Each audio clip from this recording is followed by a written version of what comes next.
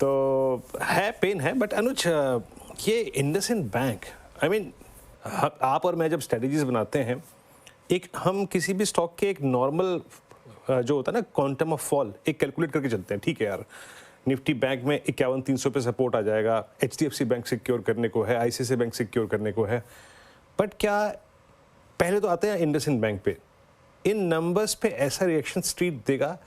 ये एक्सपेक्टेशंस के ये था क्या एक्सपेक्टेशन में, क्योंकि अभी भी एक्सीडेंट्स काफी हुए हैं। पहली चीज बिल्कुल बिल्कुल था, कौन ट्रिगर कर रहा है ये, कौन ट्रिगर कर रहा है? रिटेल बिल्कुल था वीरू, बिल्कुल था एक्सपेक्टेशन में। आज सुबह मैंने इनफैक्ट जो सबसे पहली, आपको याद होगा, आज सुबह सुबह शो में शुरुआत हमने आज इंडसइंड बैंक के साथ की थी कि आज का एक्सीडेंट ऑफ द डे होगा ये।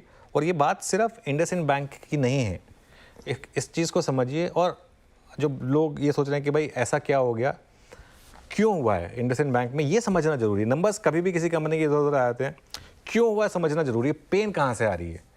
पेन आ रही है स्मॉलर इंडस्ट्रीज से, MFI से, वो जो उन्होंने एक्विजिशन किया था भारत फाइनेंशियल का, अब वो क्लियरली वो सब नज़र में आ रही है। जो हमारी सुबह बात हो रही थी कि क्यों पिछले 1 साल तक HDFC बैंक की बुक ग्रो नहीं कर रही थी, बाकियों जिनकी ग्रो कर रही थी, अब जिनकी बुक सबसे ज़्यादा ग्रो की थी उन्हीं में सबसे ज़्यादा प्रॉब्लम आ रही है।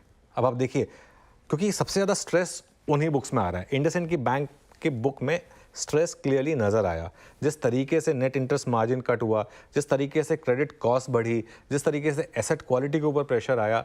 और इवन दो ये स्टॉक ऐसा ही है वीरू, जब कोविड के टाइम पे तो एक बार प्रेशर आया था 300 रुपये तक पहुंच गया था। खैर वो तो एबरेशन था, लेकिन ये जो आपका सवाल है कि बेच कौन रहा है, आई थिंक इंस्टीट्यूशंस बेच रहे हैं। इसमें तो बहुत क्लियर है कि ये इंडसइंड जैसे स्टॉक्स जो हैं इनको तो क्लियरली ये इंस्टीट्यूशंस बेच रहे होंगे।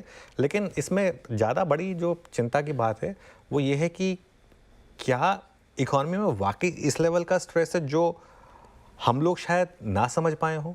और जो अब तक हम इतनी मार्केट में इतनी स्ट्रॉन्ग बात कर रहे थे कि मार्केट इतना ऊपर है, मार्केट इतना ऊपर है, क्या मार्केट ने कहीं ना कहीं सिर्फ पैसे के दम पर जो मार्केट चल रहा था, क्योंकि लिक्विडिटी इतनी ज़्यादा थी, अब उसमें से लिक्विडिटी में एक धड़े ने अपना पाँव खींचा, जो कि FIs हैं, तो क्या इस तरीके का मार्केट में पैनिक हो जाएगा, ये किसी ने सोचा था? आई थिंक शुरू में तो नहीं सोचा था, लेकिन ये अक्टूबर जैसे कहते हैं ना, is living up to its billing, कि अक्टूबर कई बार इस तरीके का होता है जिसमें लोगों की चीखें निकलती हैं। वैसे एक चीज़ मैं बताऊं, अक्टूबर महीना नॉर्मली जब भी मार्केट में इस तरीके के ब्लड बाथ लेकर आता है, फिंगर्स क्रॉस, उसके बाद मार्केट में नॉर्मली रिकवरी आती है।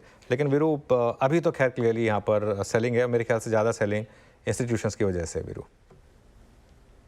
जो आपने रिकवरी शब्द का इस्तेमाल किया, लेट्स ड्रॉ अ पिक्चर। अब वो 200 EMA का जो रास्ता है वो क्लियर, आई मीन वो आधा तय कर चुके हैं। आई मीन वो 23,500 है, 24,000 पे हम मोटा मोटी आई गए हैं। मान लीजिए 200 EMA का प्रोजेक्शन बन रहा है क्या? पहला प्रश्न ये। दूसरी बात ये, जो आपने रिकवरी की बात करी, उसके सिग्नल्स क्या होंगे? अभी तो ये सिर्फ नेगेटिव सिग्नल्स डेवलप हो रहे हैं, अभी मैनेजमेंट कमेंट्रीज हम सुन रहे हैं।